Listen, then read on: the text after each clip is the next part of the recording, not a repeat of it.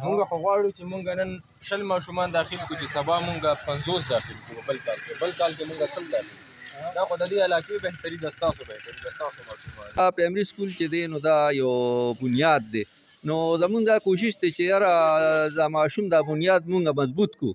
مونږ دا تعلیمي نظام دا لغونې بوسټ اپ کړو، دا لغونې اوچت کړو، ځکه چې دا غریبانان ماشومان دي. د سرکاري سکولونو کې چې څوک هم سبق کوي نو هغه عموما داسې ماشومان چې لکه هغه د پرایویټ وس نه لري، یا مونږ چې دا کوم دا ډفرنس جوړ کړی دا په د سرکاري او د پرایویټ سکول کې، لکه مونږ چې کله هم سرکاري ماشوم ته ګورو مونږ یاره دا نلایقه ده، لکه هغه منټالیټي مو داسې جوړه ده. خو دا داسې نه ده. په سرکاري سکول کې به کوالټي سټاف ملاویږي تاسو ته، په سرکاري سکول کې به داسې ټیچر تاسو ته ملاویږي چې هغه په میرټ باندې راغلی وي، هغه به ټیسټ پاس کړی.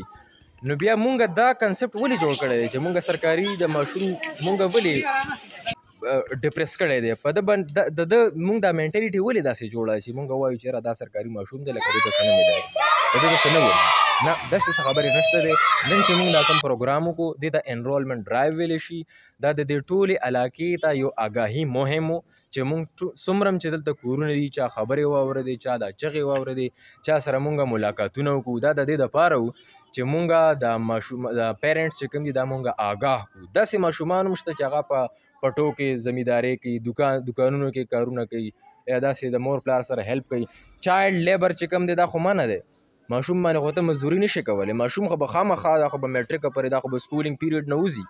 نو د دې دپاره مونږ د چې کوم داخلي د دې چې کوم د کوانټیټي ده د دې زیاتو دپاره مونږ دا مهم سټارټ کړو. په دې باره کې څه وایي چې دا ماشاءالله د کوم سیسټم چلی که نه، نو دی کې به زموږ سکولونو بهتري راشي او که نه؟ بسم الله الرحمن الرحیم. دا خو مونږ هر کال دا مهم چلو او دا هوست نوی تعلیمي سال 2023-24 شروع شو، نو دوی موږ ته ویلي چې واک به کوو، زه به تاسو سره شرکت کوم. دوی خو یو ځل راغلي خو دوی چې یاره واک دپاره به زه راځم.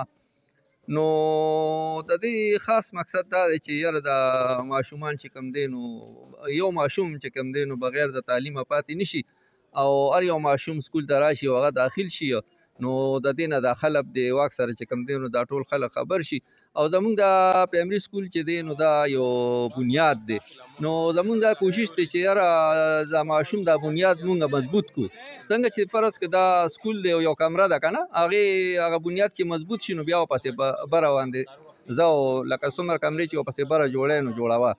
نو دا د ماشوم بنیاد دی، نو مونږ چې د ماشوم د بنیاد مضبوط کړو او د دې پرایمرۍ نه ماشوم روان شي، نو دی به که خیر بیا په میډل او های او د هغې پس بیا کالج او یونیورسټي دی به بیا رواني که خیر. نو دا واک دا مقصد چې کوم دی نو زمونږ دا دی چې هر یو ماشوم سکول ته راشي او یو ماشوم چې کوم دی نو بې تعلیمه پاتې نشي. یس وزیر کلي داخله مونږ او زه سکول لیدلی ما دا ستاسو د وزیر کلي سټاف دی.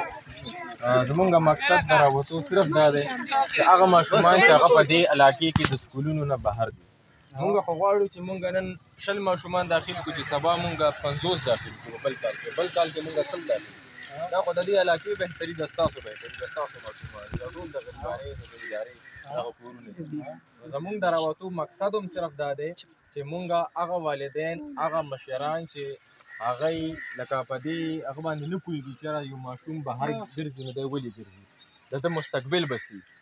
مونږ صرف دا آګاهي مهم دی، داخله مهم ورته ویلی شي، آګاهي مهم هم ورته ویلی شي چې هغه ماشومان چې هغه د سکولونو نه بهر ګرځي بجای دی چې هغه دکان کې چلته کار کوي، په ټي کې چلته کار کوي، هغه ته خصوصي سکول دلته یونیفارم هم فري دی، دلته کتابونه هم فري دي، سټاف هم په کوالټي سټاف دی، صفایي هم دی پکې، چیک اینډ بیلنس هم پکې کېږي، مونږ هم راځو، مونیټرینګ والا هم راځي، هېڅ مسئله نشته چې څه قسم شکایت وي مونږ یې نوټ کوو. نو د بهتر تعلیم پکې پرووایډ کېږي. نو کاینډلي تاسو ماشومان چې کوم ماشومان سکول کې نه دي داخل، نه په پرایویټ ته ځي نه سرکاري ته ځي، نو هغه ماشومان تاسو سکول ته راولئ. وزیر کلی دې نه بل سکول دي که جینکۍ دي نو جینکو سکول ته یې واستوئ، خو ماشوم کم از کم د سکول نه بهر وکړي. دا زمونږ د دې داخله مهم مقصد دی، هر بچه سکول میں.